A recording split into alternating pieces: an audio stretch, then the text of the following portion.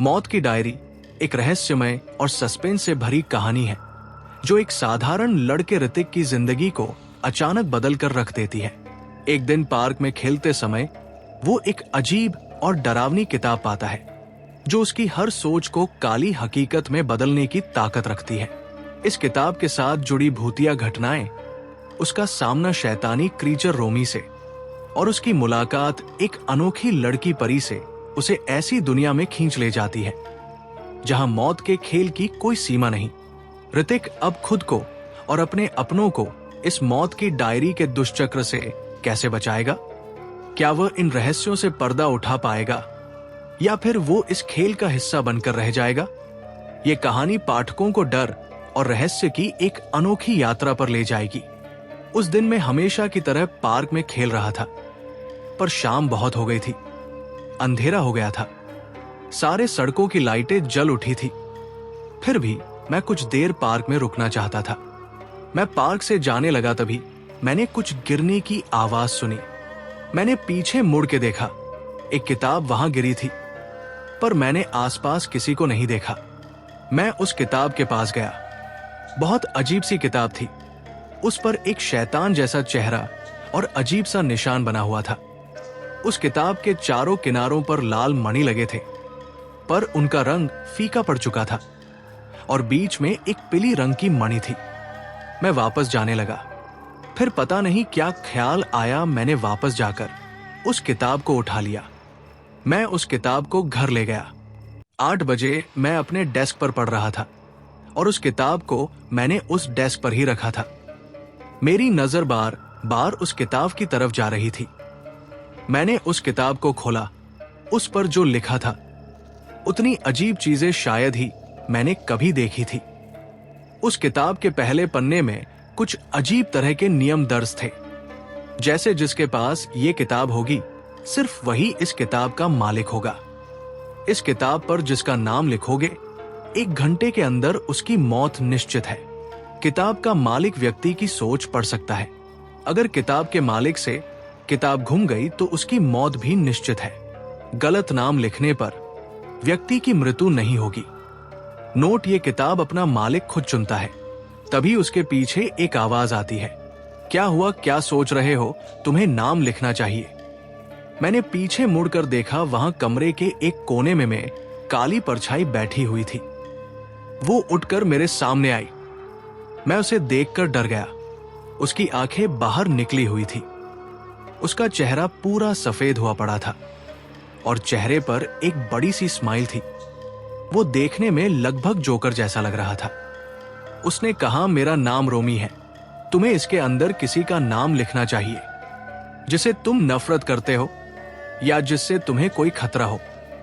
मैंने पूछा, क्या ये किताब तुम्हारी है? उसने कहा, अब ये तुम्हारी है। मैंने कहा, ये किताब मेरी नहीं है। अगर तुम्हारी है तो तुम ले जाओ।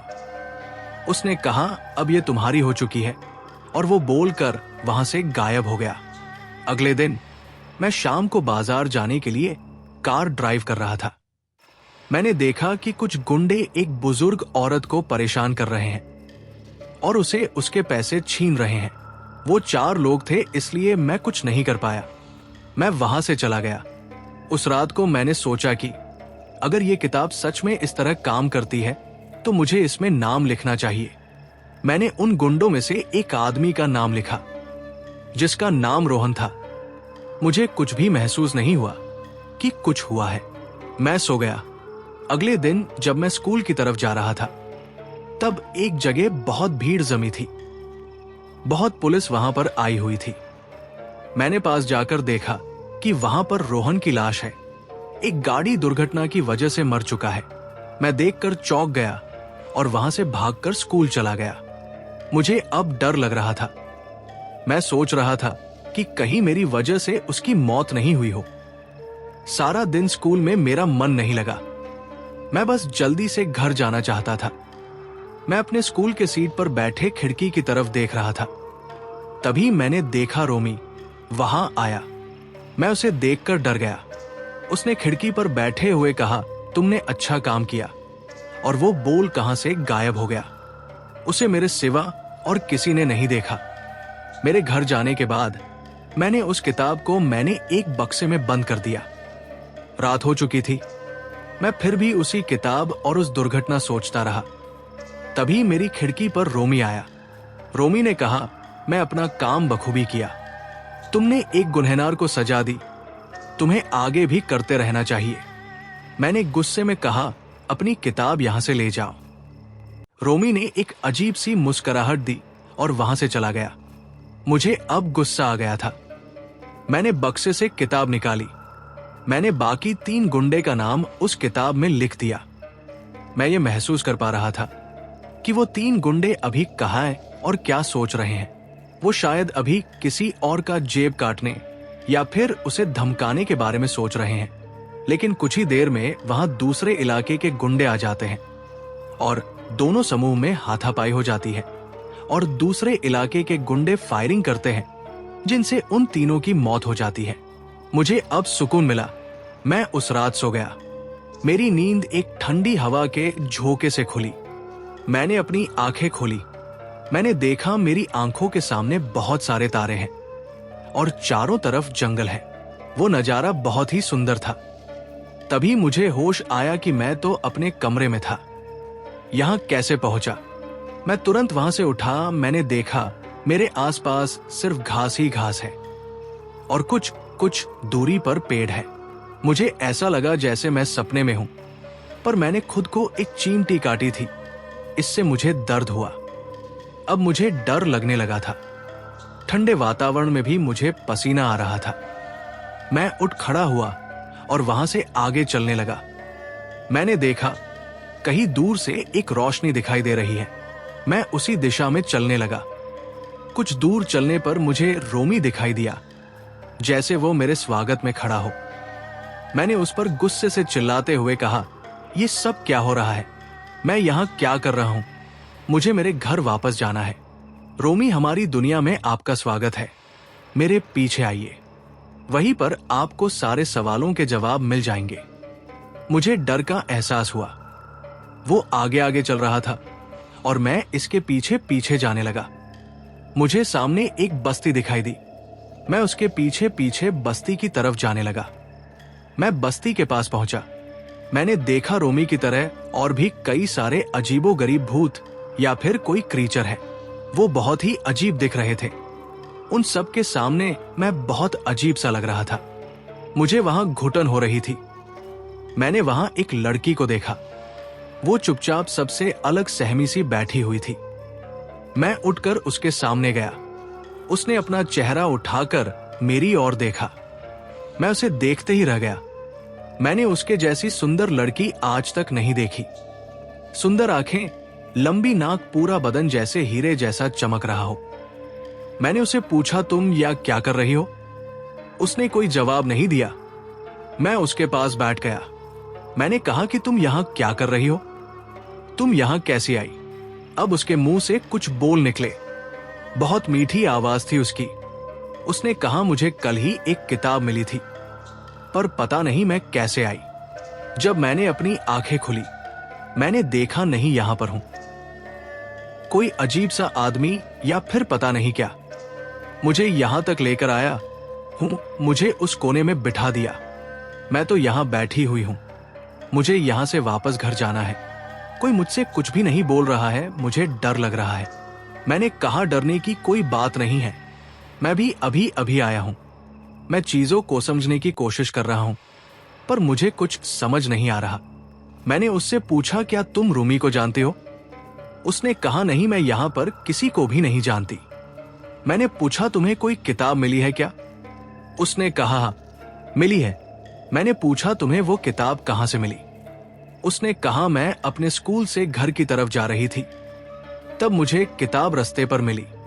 मैंने कहा, वो किताब कैसी दिखती है? उसने कहा, वो किताब बहुत अजीब सी दिखती है।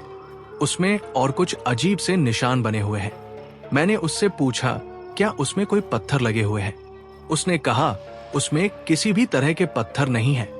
मैंने, क्या तुमने उस किताब में किसी का नाम लिखा था? उसने कहा, नहीं, मैंने उस किताब में कुछ भी नहीं लिखा। बस मैंने कुछ नियम पढ़े हैं। वो नियम पढ़कर मुझे बहुत अजीब सा लगा, पर मैंने वहां पर किसी का भी नाम नहीं लिखा। उसने मुझसे पूछा, क्या तुम्हारे पास भी वैसे ही किताब है? मैं, हाँ, मेरे पास भी ऐसी किताब है, पर तुमसे थोड़ी अलग है। उसने मुझे पूछा, तुमने अपनी किताब में किसी का नाम लिखा है? मैंने, हाँ, मैंने अपनी किताब में 4 गुंडों का नाम लिखा है। उसने उत्सुकता से पूछा, क्या वो लोग मर गए? मैंने कहा, वो मर चुके हैं। उसने कहा, ये तो बड़ी दुख की बात है। मैंने, नहीं, ऐसे लोगों को जिंदा रहने का कोई हक नहीं है। उसने कहा, सबको जिंदा रहने का हक है और हमें बुराई को मारना चाहिए, ना कि बुरे लोगों को। मैं बस उसकी बात सुनता ही रह गया। मैंने उससे उनका नाम पूछा। उसने कहा, मेरा नाम परी है। मैंने सोचा कि सच में परी ही है। परी सच में बहुत सुंदर दिखती है। मैं परी से बात कर रहा था। मैंने उससे पूछा, तुम कौन से स्कूल में पढ़ती हूं? परी, मैं ज्ञान साधना विद्यालय में पढ़ती हूं, 10 कक्षा।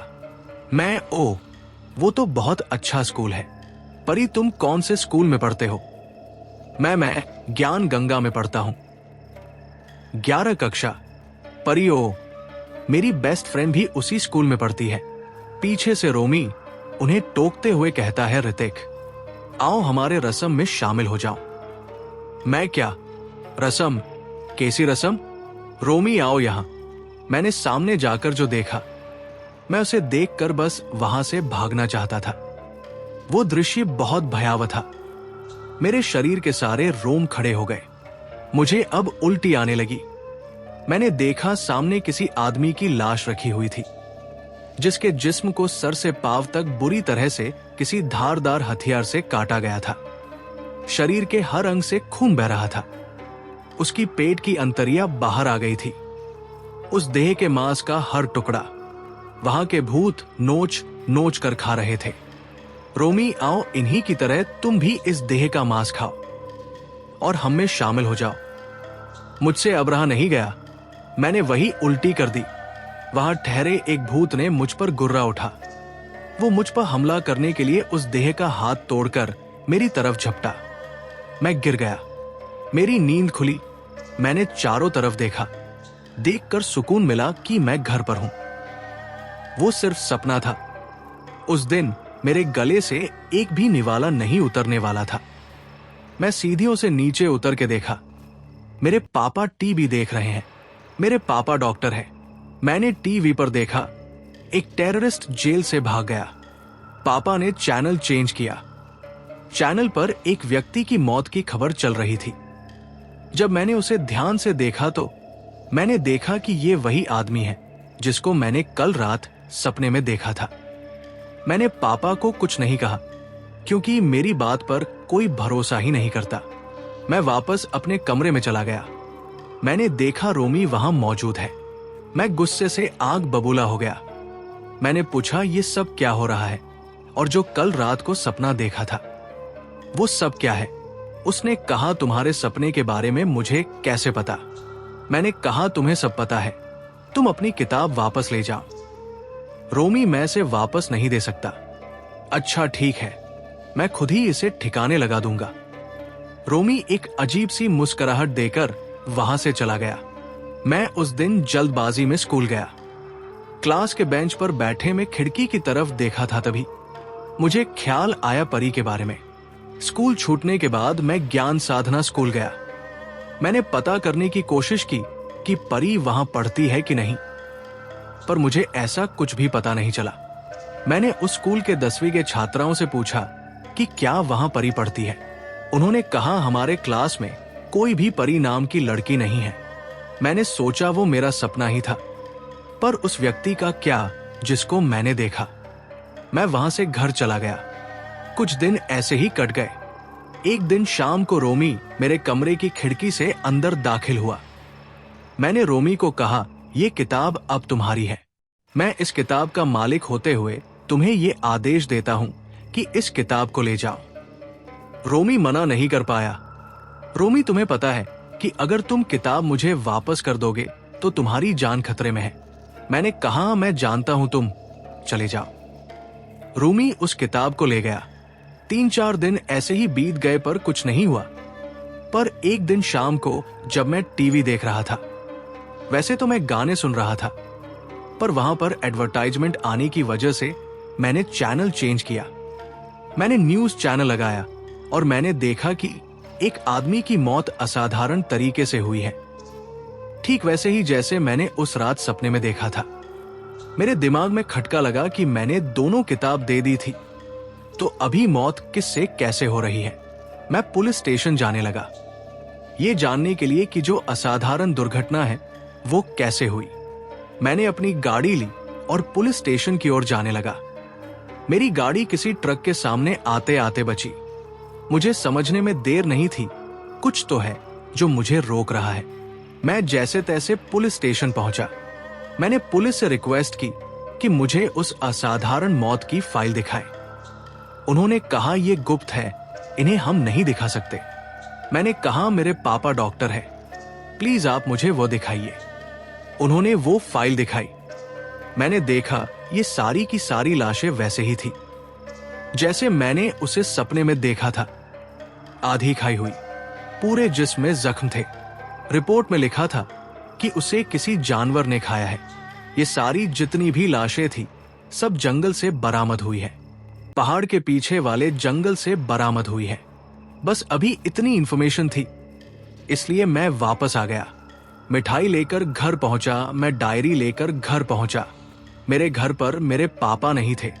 मैं अपने कमरे में गया। मैंने देखा मेरे कमरे में रूम में मेरा इंतजार कर रहा है। मैं उसे देखकर चौंक गया। मैंने उससे पूछा, तुम मेरे कमरे में क्या कर रहे हो? रोमी, पहले बताओ तुम कहाँ गए थे? मैं कहीं भी जाओ, तुम्हें उससे क्या? रोमी, मैं जानता हूं कि तुम क्या करना चाहते हो। तुम होने वाली मौतें नहीं रोक सकते। हाँ, मेरे शैतान के सामने तुम कुछ नहीं हो। मैं मेरे लिए परेशान मत हो रोमी, तू अपनी खैर माना। अब देखना मैं क्या करता हूं। रोमी गुस्से में गुर्राया, अगले ही पल हंसने लगा। रोमी, शायद तुम्हें परी की चिंता नहीं है। मैं चिंतित हो गया। मैं परी का असली दुनिया में कोई अस्तित्व नहीं है। रोमी, तुम गलत हो। बचा सकते हो तो बचा लो अपनी परी को। ये कहते हुए रोमी गायब हो गया। मुझे नीचे से कुछ आवाज आने लगी। मैं तुरंत दौड़ के नीचे गया। मैंने देखा मेरे पापा बहुत अजीब व्यवहार कर रहे हैं। वो घर की सारी चीजें इधर उधर फेंक रहे हैं। मैंने पापा को रोका, अपने पापा को संभाला। वो बेहोश हो गए थे। मुझे पापा ने हर आपातकालीन स्थिति में बताया था कि अब क्या करना चाहिए। मैंने उन्हें एक इंजेक्शन दिया, फिर भी मुझे कुछ भी समझ नहीं आ रहा था कि मैं क्या करूं, कहां से शुरुआत करूं। तभी घर के टेलीफोन की घंटी बज उठी। मैं कॉल रिसीव किया। मैं, हेलो, कौन? दूसरी तरफ से, हेलो ऋतिक, मेरी जान खतरे में है, मुझे बचा लो प्लीज। मैं, कौन बोल रहा है? कहां से बोल रहा है? अपना नाम बोलो, अपनी जगह बताओ। हेलो। दूसरी तरफ से कोई मेरा पीछा कर रहा है। मेरा नाम परी है, हम उस जंगल में मिले थे, मुझे बचा लो, मुझे छुपना होगा, प्लीज जल्दी आओ, मुझे तुम पर भरोसा है। मैं, हेलो परी, हेलो। टू टू की आवाज से कॉल कट जाता है। अब मैं बहुत दुविधा में हूं, पापा को संभालूं या परी को बचाऊं। मैं तुरंत अपने दोस्त मोहन के घर गया। मैंने उसे परी का नंबर खोजने के लिए कहा। उसने कंप्यूटर में कुछ वक्त लगा रहा, फिर उसने बताया कि ये नंबर तो लेक एस्टेट एरिया का है। मैं एकदम चौंक गया। मैंने कहा, क्या ये नंबर किसके नाम पर दर्ज है? मोहन, हाँ, ये किसी परी कपाड़िया के नाम पर दर्ज है। मैं, पर लेक एस्टेट में तो कोई नहीं रहता। मोहन, अरे ये तो वही जगह है जहां 2 साल पहले हमारे साथ वो हादसा हुआ था। मैं, वो हमारा बचपना था, उससे इस बात का क्या ताल्लुक? मोहन, ताल्लुक है। याद है एक दिन तूने मुझे स्कूल में परी के बारे में बताया, पर परी के बातों के अनुसार उसे ज्ञान साधना स्कूल में होना चाहिए था, पर वो वहां नहीं थी। हो सकता हो वो तुझे अपने किसी मकसद को पूरा करने के लिए तुझे फंसा रही है। मैं, वो मुझे क्यों फंसाएगी? मोहन, अरे लड़कियां बहुत मासूम दिखती है पर बहुत चालाक होती है। मैं, हमें उसे बचाना चाहिए। मोहन लड़की के चक्कर में बुरा फंसेगा। मैं, तू मेरा सच्चा दोस्त है, तू जरूर चलेगा। मोहन, पर तेरे पापा का ख्याल कौन रखेगा? मैंने उनके हॉस्पिटल से एक नर्स को बुलवा लिया है, वही उनका ख्याल रखेगी। मोहन, अगर घर में किसी को पता चला कि मैं लेक एस्टेट गया तो पापा तो मेरी बुरी तरह सुताई करेंगे। हम रात को जाएंगे, किसी को पता नहीं चलेगा। मोहन, ठीक है, सबके सोने का इंतजार करते हैं। उस रात मोहन मेरे घर पर ही रुका। रात के 12 बजे घर से निकले। मैं और मोहन रात 12 बजे घर से निकले। चारों ओर गहरा अंधकार, गुप्त शांति, जैसे से सन्नाटा भी आज का दृश्य देखने को उत्सुक हो। रात में आवाज करने वाले कीड़ों की आवाज और भी ज्यादा भय उत्पन्न कर रही है। मोहन ने धीरे से गाड़ी निकाली। मोहन गाड़ी चला रहा था। कुछ देर हम दोनों चुप रहे। हम दोनों होने वाले अनजान अंजाम से डरे हुए थे। हम एक पेट्रोल पंप स्टेशन में रुके, वहां से पेट्रोल भरवाया। वहां के एक कर्मचारी ने पूछा, कहाँ जा रहे हो? मोहन, हम लेक एस्टेट जा रहे हैं। मैंने उसे टोकते हुए कहा, नहीं, हम कहीं और जा रहे हैं। वो कर्मचारी हमें अजीब तरह से घूरने लगा। हमने गाड़ी वहां से निकाल ली। गाड़ी में बैठे मुझे 2 साल पहले का वाकया याद आया। मैं 8वीं कक्षा में पढ़ता था। मैं और मोहन की फैमिली लेक एस्टेट में रहते थे और भी कई फैमिली वहां रहती थी। वहां एक लेक था जहां जाना सख्त मनाही थी। ये बात वहां के लोग जानते थे। एक दिन मेरे पापा ने अपने पास बुलाया। उन्होंने मुझसे कहा, तुम बड़े हो गए हो और पिता होने के नाते मेरा तुम्हें ये बात बताना जरूरी है। मैंने पूछा, क्या पापा? पापा, जितना हो सके नदी के पास मत जाओ, अपनी परछाई से दूर रहो। कोई अजीब सी किताब दिखे तो उससे दूर भाग जाना। एक जरूरी बात, अगर कोई घंटी की आवाज तुम्हें सुनाई से तो तुरंत मुझे बताना। मैं, ठीक है पापा, पर इन सबसे होगा क्या? पापा, अभी जितना बताया है उतना ही करो। पापा वहां से चले गए। मुझे अब ऐसा लग रहा था जैसे मुझे कोई मिशन दिया गया हो। मुझे अच्छा लग रहा था। अगले दिन स्कूल खत्म होने के बाद हम घर जाने लगे। तभी मोहन ने जिद की कि चलो नदी के पास चलते हैं। मैंने उसे मना किया कि नहीं, मेरे पापा ने कभी मुझे माना किया है नदी के पास जाने के लिए। तेरा कुछ नहीं होगा। मेरी भी माँ, मेरे पापा ने मना किया है। हमारे दोस्तों को लगता है कि हम कमजोर हैं, लेकिन ऐसा नहीं है। हम उन्हें दिखा देंगे कि हम ताकतवर हैं, कुछ भी कर सकते हैं। मैंने कहा, पर पापा को अगर पता चल गया तो? उसने कहा, कुछ नहीं होगा, बस हमें किताब से दूर रहना है। मैं मान गया। हम उस नदी की तरफ जाने लगे। नदी के बाहर एक बड़े बोर्ड में लिखा था, यहां जाना मना है। हम फिर भी अंदर गए। मोहन ने कहा, हम अपनी एक वीडियो बना लेते हैं ताकि सब हम पर विश्वास करें। मोहन ने फोन निकाला और वीडियो बनाने लगा। अभी दोपहर के 3 बज रहे थे और 4 बजने वाले थे। हमने देखा नदी ने एक बोट रखी है। मैं आगे चल रहा था और मोहन वीडियो बना रहा था। वह भी मेरे पीछे पीछे आ रहा था। उसने कहा, थोड़ी बोटिंग कर लेते हैं। हम बोट में बैठे बोट को चलाने लगे। हम नदी के लगभग बीच में पहुंच गए थे। तभी ऐसा लगा मानो बोट जोर जोर से हिल रही है। अजीब सी आवाजें सुनाई दे रही थी। हम दोनों डरे गए। हम जोर से बोट चलाने लगे। किसी तरह हम किनारे पहुंचे। हम तुरंत बोट से उतरे और नदी से दूर भागने लगे। कुछ दूर चलने पर हम रुक गए और जोर जोर से हांफने लगे। मैंने डरते हुए फिर से नदी की तरफ मुड़कर देखा। मैंने देखा वहां एक काली परछाई खड़ी है। मैंने मोहन को कहा, वो देख नदी में। मोहन ने भी उसे देखा। मोहन से मेरा हाथ पकड़ा और ना बाएं देखा ना दाएं। मुझे साथ में लेके वहां दौड़ने लगा। जितना हो सका हम उतना दूर जाने लगे। हम घर के सामने आकर रुके। मोहन ने कहा, यह बात हम किसी को नहीं बताएंगे। मैं, हाँ, तूने सही कहा, वही हमारी सबसे बड़ी गलती थी। शाम हो गई थी। मम्मी पापा ने खाने के लिए बुलाया। मैं खाना खाकर अपने कमरे में चला गया। मेरे कमरे में मेरी मम्मी आई। उन्होंने मुझसे पूछा कि तुम्हें कोई तकलीफ है, तुम्हें खाना सही से नहीं खाया। मैंने कहा, मैं ठीक हूं। मां शुभरात्रि बोलकर वहां से चली गई। मैंने सारी रात उसी एक्सीडेंट के बारे में सोच रहा था। आंखों में हल्की सी नींद आई और मैं नींद के आगोश में चला गया। नींद बहुत गहरी थी। कुछ देर बाद एक कान के पास हल्की सी हवा बहने लगी। मुझे ऐसा लगा कोई मेरे कानों में फूंक मार रहा है, लेकिन मेरी नींद इतनी गहरी थी कि मैं आंखें खोलकर देखना भी नहीं चाहता था। ठंडी हवा ज्यादा तेजी से चलने लगी। मैंने बिस्तर से उठकर खिड़की बंद कर दी। मैं वापस अपने बिस्तर पर सोने लगा। तभी मुझे वही आवाज सुनाई थी जब वो नदी के पास सुनाई नहीं दी थी।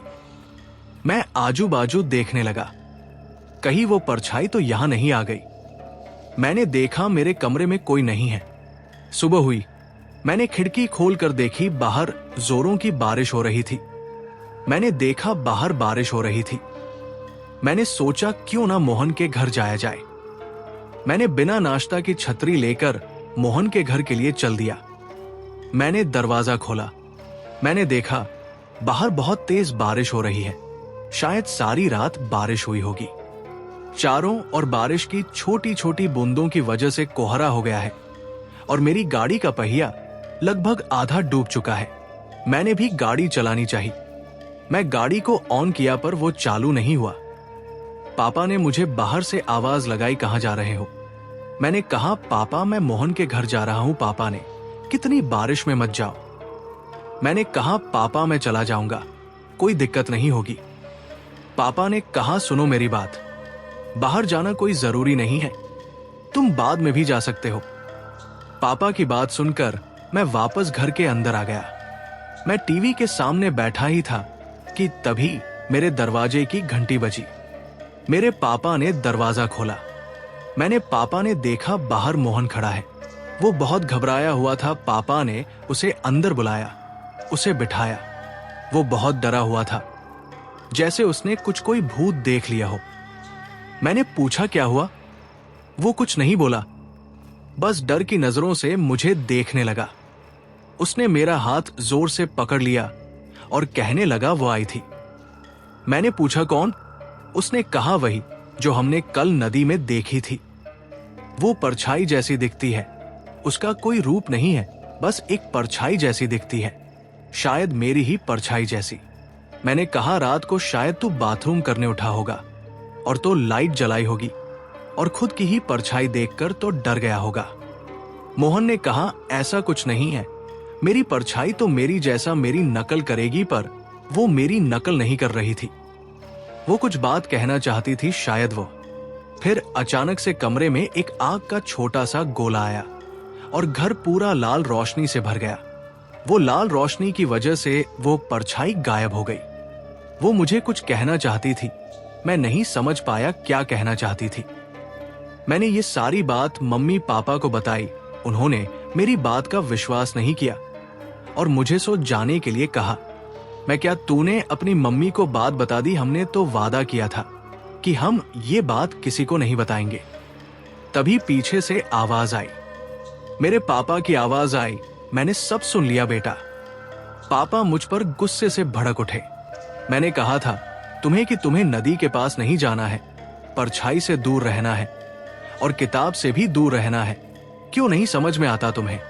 मेरी एक बात कान में ही जाती है तुम्हारे। मैंने कहा, पापा हमारे स्कूल के बच्चे हमें चिढ़ा रहे थे, इसलिए हम साबित करने के लिए वहां चले गए। मैंने कहा, तुम्हें कोई कितना भी चिढ़ाए, तुम्हें समझदारी से काम लेना चाहिए। तुम अब बड़े हो चुके हो, बच्चे नहीं हो जो कोई तुम्हें उकसाया और उसके बहकावे में आ जाओ। मेरे पापा ने खुद को शांत किया और हम दोनों को समझाने लगे। उन्होंने कहा, उस नदी को एक श्राप लगा हुआ है। उस नदी में अगर कोई जाता है या आप किसी को कोई अजीब सी घंटियों की आवाज सुनाई देती है तो उसकी परछाई बनने लगती है और अपने असली रूप को मारकर परछाई उसकी जगह ले लेती है।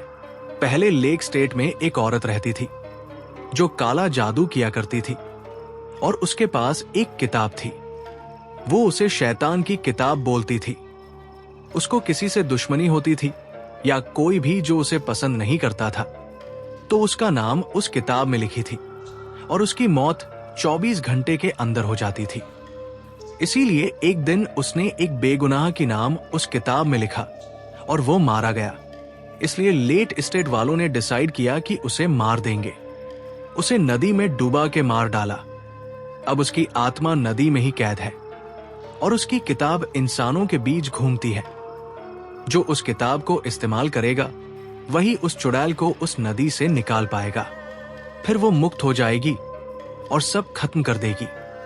मोहन ने कहा, पर वो किताब तो हमें नहीं मिली। मेरे पापा ने कहा, मोहन, क्योंकि परछाई तो तुम्हें दिखी थी। मोहन, नहीं, शायद हाँ, मतलब परछाई किसी और की थी, शायद किसी लड़की की। मेरे पापा ने कहा, तो पक्का कुछ बताना चाहती थी और वो लाल रोशनी ने उस गायब कर दिया। पापा, हमें ये शहर खाली करना होगा। मैं, क्यों पापा, क्या हो गया? पापा, यहां रहेंगे तो वो डायन हमें मार डालेगी। मैं को कौन? पापा, जो डायन तुम्हें नदी में दिखी थी वही। मोहन, पर अंकल, आप डॉक्टर होके इन सब बातों पर विश्वास करते हैं? पापा, मोहन, मुझे तुम्हारे घर चलना है, जल्दी। हम तीनों गाड़ी में बैठकर मोहन के घर पहुंचे। पापा घर में दाखिल हुए। पापा ने कहा कि आप पानी मोहन के माता पिता से कहा, मुझे एक जरूरी बात करनी है, क्या हम साथ में बैठकर कुछ बातें कर सकते हैं? मोहन के माता पिता ने कहा, क्यों नहीं। मेरे पापा ने कहा कि वो नदी वाली डायन हमारे बच्चों के पीछे पड़ी हुई है, हमें तुरंत ये जगह खाली करके कहीं और जाना होगा। तभी मोहन की मम्मी चौंक कर बोली, इसलिए मेरे मोहन कल रात को डरा हुआ था। मेरे पापा ने कहा, जी बिल्कुल, वो गलती से उस नदी में चले गए थे, इसलिए अभी वो डायन इनका पीछा कर रही है। हमें अपने बच्चों को बचाना होगा उस डायन से।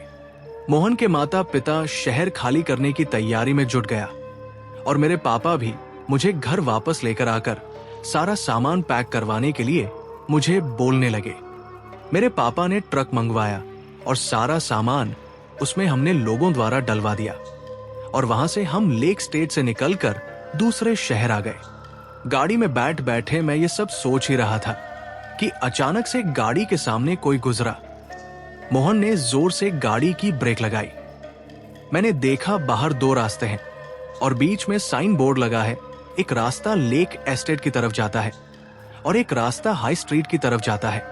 मोहन ने जोर से सांस ली और कहा, मोहन, ये क्या था बे? क्या गुजरा? मैं, आई डोंट नो। मोहन, कोई पक्षी होगा। उसने गाड़ी लेक एस्टेट की तरफ मोड़ दी। हमने देखा वो जगह पूरी तरह बदल चुका है। वहां अब कोई नहीं रहता, वही सारा घर खाली पड़ा है। सड़क की लाइटें नहीं जल रही है, शायद रात ज्यादा हो गई, इस वजह से जगह वीरान लग रही है। एक बूढ़ा टॉर्च लाते हुए बाहर आया। मोहन ने उसे देखकर गाड़ी रोकी। बूढ़ा हमको चिल्लाया, तुम इतनी रात को क्या कर रहे हो? उस बूढ़े की उम्र लगभग 50 से 60 के बीच में होगा। चेहरे पर हल्की दाढ़ी, बाल कुछ काले को सफेद थे। एक पेंट और शरीर में एक पैकेट ओढ़े हुए वो हमारी तरफ बढ़ रहा था। बूढ़ा, यहां से दफा हो जाओ, यहां से तुम्हें पता नहीं यहां आना मना है। मैं तो, अंकल, आप रात इतना यहां क्या कर रहे हैं? बूढ़ा व्यक्ति, मेरी बात कान में नहीं जा रही है क्या?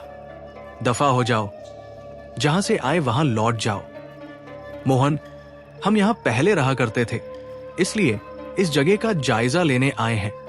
आप कुछ नहीं, वापस पुरानी यादों को ताजा करने आए हैं। वो बूढ़ा व्यक्ति बोला, एक मिनट, क्या तुम डॉक्टर सहगल के बेटे हो? मैंने कहा, जी, आप मेरे पापा को जानते हैं।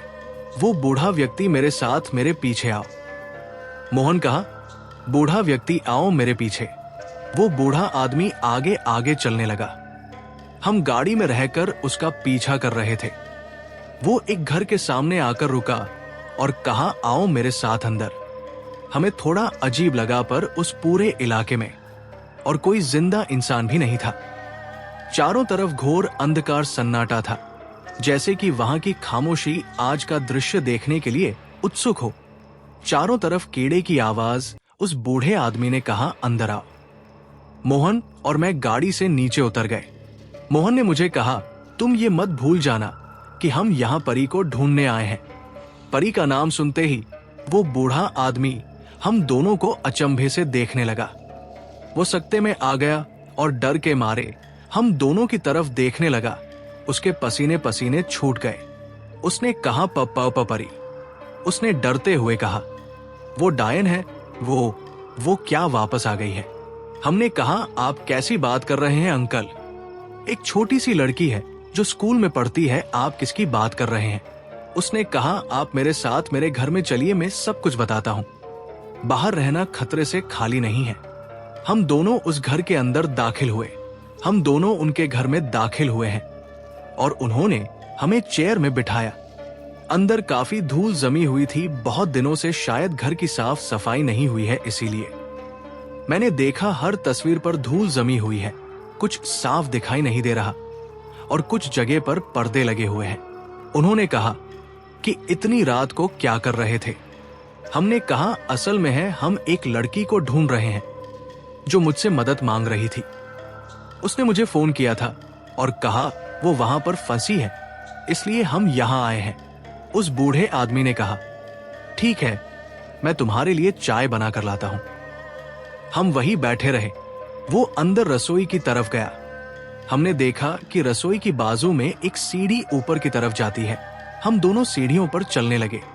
ऊपर एक कमरा था, हम उसमें दाखिल हुए।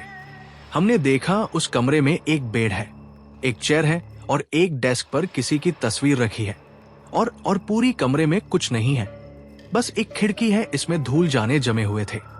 हमने उस तस्वीर के पास गए और वहां से धूल हटाए। हमने जो देखा, हम दोनों वो तस्वीर देखकर दंग रह गए। उस तस्वीर में वो बूढ़ा आदमी और एक औरत और उसकी बच्ची जो हूबहू परी के साथी जैसे दिखती थी। मैं पीछे हट गया, इसके वजह से कुर्सी गिर गई। आदमी ऊपर की तरफ आने लगा। हमने वो तस्वीर वापस उस जगह पर रख दी।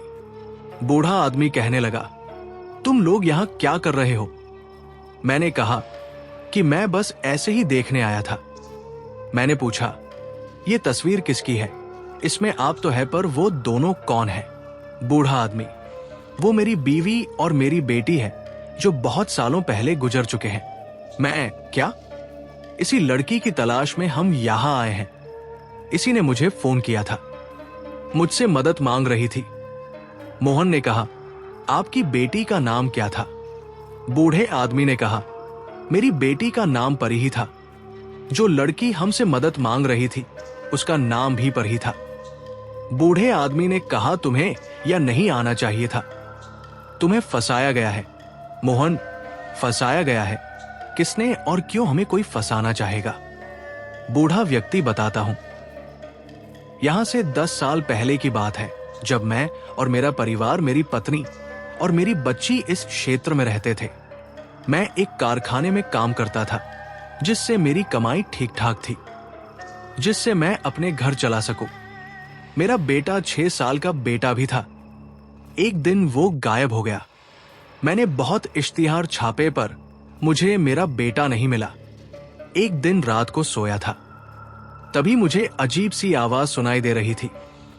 मैंने उठकर देखा, मेरी बीवी मेरे बाजू में नहीं है और मेरी बच्ची भी वहां नहीं है। मैं नीचे गया। हमारे घर में एक तहखाना है जहां पर हम पुरानी कबाड़ी, पुरानी चीजें रखते हैं। वहां से वो आवाज साफ सुनाई दे रही थी। मैं नीचे गया। मैंने देखा मेरी बीवी मेरे बेटे के लाश के सामने रखी हुई थी। उस पर कुछ मंत्र उच्चारण करती है और काला जादू कर रही है। मेरी बेटी भी वहां सम्मोहित होकर बैठी हुई थी। उसने मेरी बेटी को वश में कर रखा था। मैंने जाके अपनी बीवी को वहां से उठाया, जोरदार थप्पड़ लगाया। मैंने कहा, तूने मेरे बेटे को मार डाला डायन। उसने कहा, उसे तो मरना ही था, उसकी मौत तो निश्चित थी। जिसको जाना है वो जाकर रहता है। बेटी वहां से ले आया और अपने बेटे को कफन दिया। मैंने उससे पूछा कि तूने ऐसा क्यों किया, क्या जरूरत थी? उसने कहा, कमी तो हर चीज की है, दिया क्या है तुमने मुझे? ना अच्छा घर है, ना अच्छे पैसे हैं, हम कुछ खर्च करते हैं और बाकी हमारे पास कुछ नहीं बचता। हमारे कोई भी इच्छा पूरी नहीं होती। इसलिए मैंने शैतान का सहारा लिया, उसको ही अपना भगवान मान लिया। देखा नहीं कुछ हफ्तों से हम कितने खुश हैं।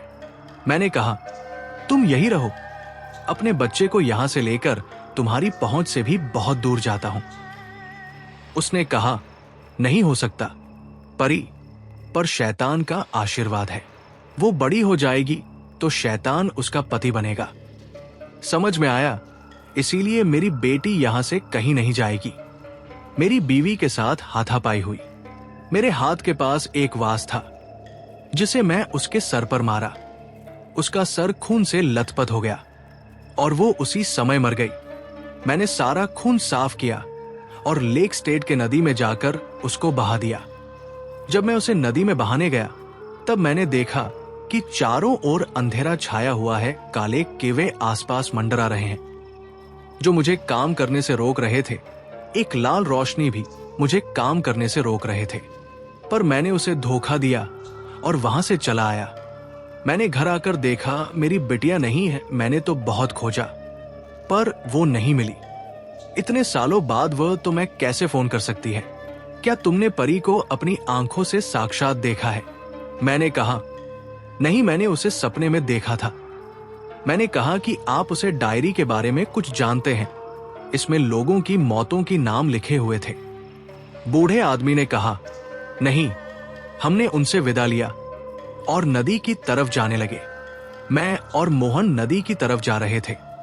तभी ठंडी हवाएं चलने लगी। रात बहुत हो गई थी। फिलहाल रात के 1 बज रहे थे। ठंडी हवा चल रही थी। हवा की आवाज सुनाई दे रही थी। हम दोनों ने चुप ही थे। तभी मोहन में कहा, तुम्हें क्या लगता है दिखा में नदी के पास जाकर क्या मिलेगा? मैं क्या पता मोहन, हम नदी से ज्यादा दूर नहीं हैं। मैं सही कहा। हम नदी के पास पहुंचे। हमने देखा वहां एक आग जल रही है और उसके सामने एक लड़की बैठी हुई है जो बड़ी अजीब तरीके से आग को देख रही है। हम उस लड़की के पास गए। इस बार मैंने उसको चेहरा ध्यान से देखा। वो परी थी। मैंने उसे पूछा, तुमने मुझे फोन किया था, तुम यहां पर क्यों बैठे हुए हो? तुम क्या कर रही हो? उसने कहा, आपको मेरे घर पर नहीं जाना चाहिए था। मैंने कहा, मैं आपके घर में गया था। ये बात आपको कैसे पता? और आपसे मुसीबत में हो ही नहीं तो मुझे क्यों फोन किया? उसने कहा, मैं मुसीबत में ही हूं। मेरे पापा ही मुझे मारने की कोशिश कर रहे हैं और मैं उनके चंगुल से भाग के यहां पर आई हूं। मैंने कहा, अगर तुम अपने पापा के चंगुल से यहां पर भाग कर आई हो तो आग के सामने क्यों बैठी हो? कोई भी तो तुम्हें देख सकता है। तुम्हें छुप जाना चाहिए। परी, मुझे अंधेरे से डर लगता है। मुझे बताओ तुम्हारी मां कहाँ है? तुम्हारे पापा ने तुम्हें क्यों नहीं मारा? परी, उस डायरी में लोगों का नाम लिखवाने के लिए। मोहन, जब तुम्हारी मां मारी गई तब तुम्हारी उम्र कितनी थी? परी, मेरी उम्र 6 साल की थी। अब मैं 16 साल की हूं। मैंने हैरान होते हुए पूछा, क्या तुम जिंदा हो? परी, ये कैसा सवाल है? मैं जिंदा हूं। मोहन, और तुम्हारे पापा? परी, नहीं पता। एक भयानक गुस्से से भरी हुई आवाज कानों में आई। तो खेल शुरू किया जाए। हमने मूड के देखा, वहां परी के पापा खड़े थे। उनकी आंखों में खून था, पूरी तरह से लाल। उनके पीछे से एक साया निकला। जब उसे ध्यान से देखा तो वहां परी खड़ी थी। मैंने देखा मेरे बाजू में भी एक परी खड़ी है और सामने भी परी खड़ी है।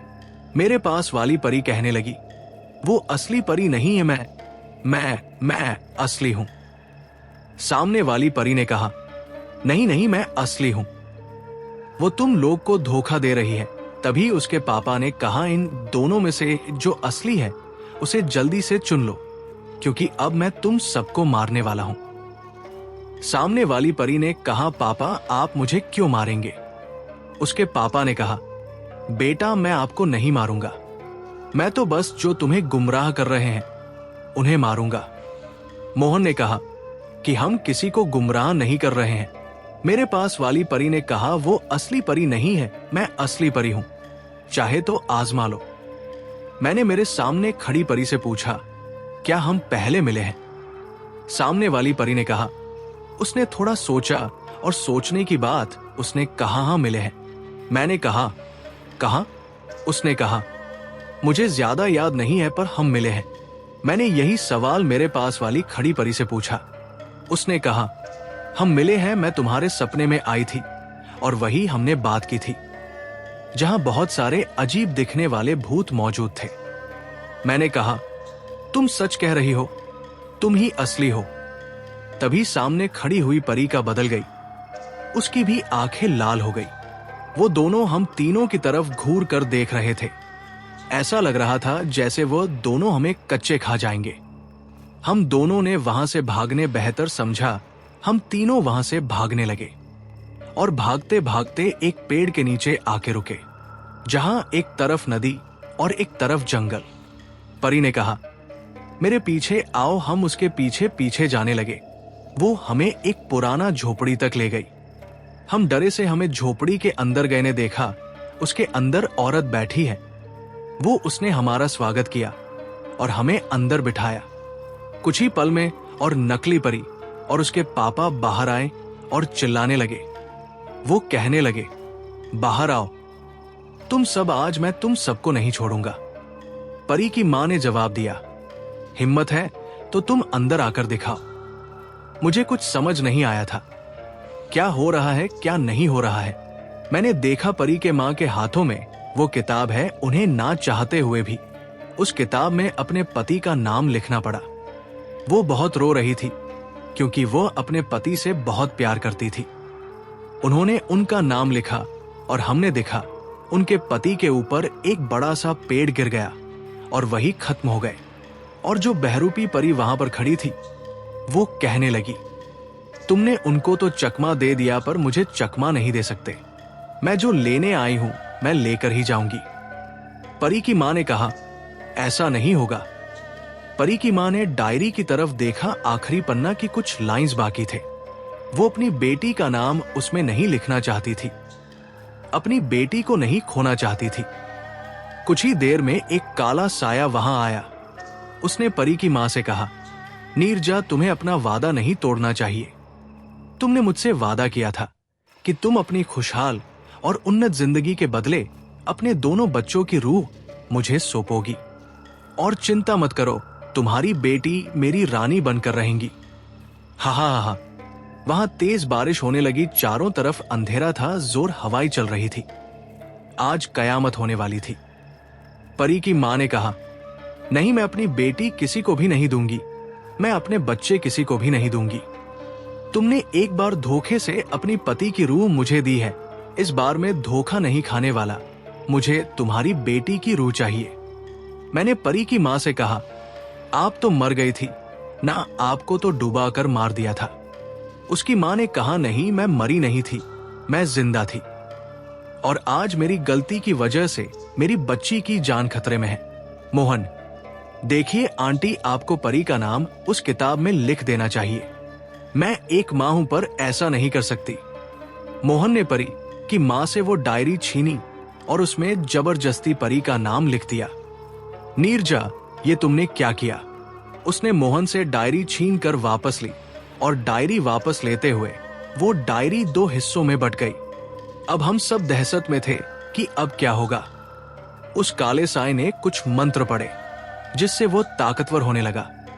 उसने एक छड़ी निकली और उस छड़ी पर परी का नाम लिया। उसने से एक सांप निकला और परी की तरह झपट पड़ा। वो सांप परी के प्राण लेता उससे पहले परी की मां उस सांप के सामने आ गई।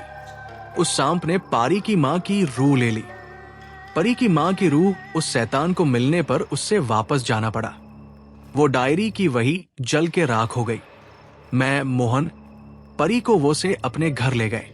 हमने अपने परिवार को सारी बात बताई और को मेरे पापा ने गोद ले लिया। दोस्तों, ये कहानी यही खत्म होती है। तो आपको कहानी कैसी लगी कमेंट करके बताएं।